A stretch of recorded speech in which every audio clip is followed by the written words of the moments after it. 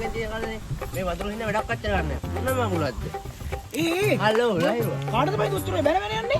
බල ලහිරුවා වතුර හින්දා කලදනේ. ඉතින් දැන් කරන්ට් එක නෑ බා. අප්පට වඳුරේ? ඔව් බා වතුරේ තමයි බා. ඒ කවද්ද මම පයිසෝ ඉලෙක්ට්‍රික් බෝඩ් එකට වඳුර වැටට ගත්තේ. අනේ ඵලයන් බල යන්න ලහිරුවා. මේ කරන්ට් එක දාලා ඉතින් කතා කරලා. යෝ. අනේ අයියේ.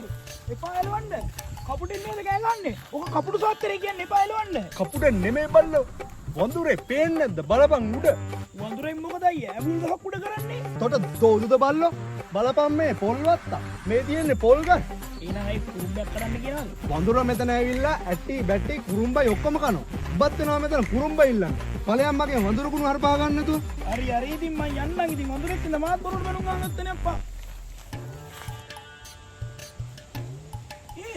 මොකද බං බොයි ෆෝන් එකේ ගමනට බය වෙලා වුණා. අඩේ බං අර ඉන්දියාවේ වෛරස් එක බෝලාලු බං. වඳුරෙක්ගෙන් නේද? මට සිරිම්බ කොහොමද බං ඒක දන්නේ? උදේ ඉඳන් වඳුරු කේස් බං. මම නිකන් ඕක ඉවෙන් වගේ කිව්වේ. කාටත් එයිද දන්නේ නැහැ බං මං යනවා යන්න බං. මාත් යනවා බං. අප්පුවා මේ මේකේ දන්නනම් දිලක් අඳුන ගන්න වෙන්න.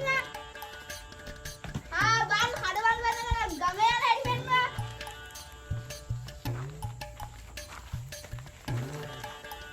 ඔය බං බල උතර ගන්න ඉල්ලෝගෙන නෝද? අයියෝ කොහොමද ඒක හරියටම දන්නේ? නෑ ඉතින් දැක්කම කියන්න පුළුවන් බල නැට්ට විතරනේ අඩු බං. අනේ අයියේ යනවා දැන් අපිට සෙල්ලම් කරන්න දීලා. හරි හරි ඉල්ලලා පටන් ගන්න. රාමු අය කරුවා ගන්න. අයිකා. අවිකා. හඩවල් ගන්න ගමේ යා. මාර ප්‍රශ්නයක් නේ උදේ ඉඳන් වඳුරු කරදරනේ. පොල් කඩනවායි ලවුනට වනවායි මාර ප්‍රශ්නයක් නේ. ඔව් අයියේ කොහෙ යන්නේ? නෑ මල්ලි. දැනට බබා හම්බෙන්න අමාරු වෙලා ත්‍රිවිල් එකේ හොස්පිටල් එක ගන් ගියා. මම මේ දැන් නවත්තලා ගෙදර යන ගමන් බා. මේ අයියේ ඒක වඳුරෙක් ගියද? අම්මට. කාලකන්නි පල්ලා. වඳුරෙක් කරපු හරියෝ. අඳුළු සුන්දරද